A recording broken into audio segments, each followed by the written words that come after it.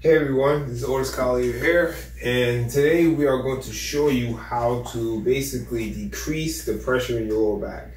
So because people posture are off a little bit, they're too extended base, they're too upright, military good posture, whatever that means. Today we're going to teach you how to combat that, to help you take some tension off your lower back, to give your lower back a chance to ease up. Okay, so the exercise we're going to teach you today is the standing wall squat. Right, so it's relatively simple, as in it's not very complex in my eyes anyway. It's not that complex to do, and you can do it anywhere. You can do it at the office, you can do it after a long flight in the airport, you can do it from a long drive. So anywhere there's a wall and a floor, you should be able to do it. Okay, and let's get to it. Okay, first, you need to be facing away from the wall. You want to keep your lower back on the wall. Your head, your upper shoulders want to stay on the wall. Your head, just kind of let it be.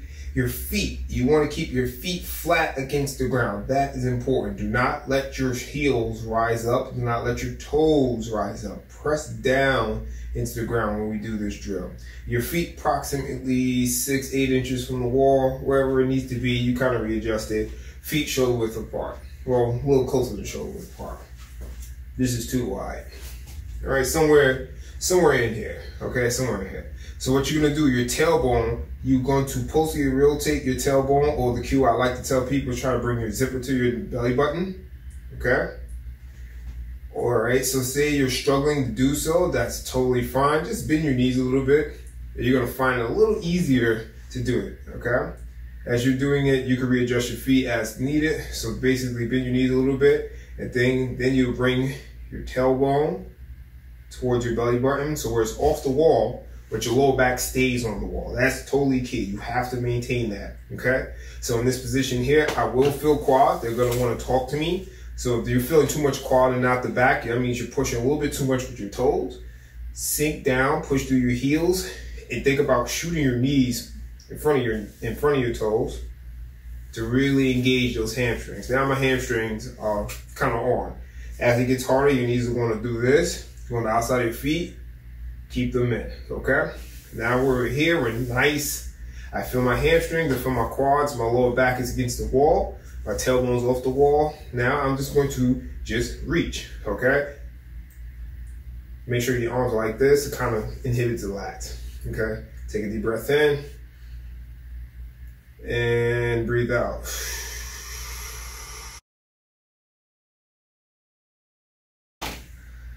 Whew, okay. As you can see, it's not complex, but it's quite intensive, all right? So let me talk you through what I was going through right there. When I was going through that, like I said, I kept my lower back on the wall, my tailbone off.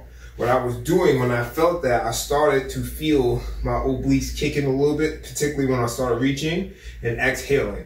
You want to feel like your rib cage, as you exhale, kind of comes in and start to hug you like a corset or someone you love. You want to feel it wrap, and you want to feel your rib cage wrap in and start going down and towards you.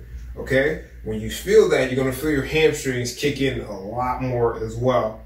All right, so you're going to quiet down your quads. So some people say they can't feel the reach. They get lost on the reach. Now the reach is just an authentic protraction of the scapula, but most people kind of do that. That's bad. Okay, so what you want to do is you want to think about reaching your arms forward. If that is weird for you, okay, fine.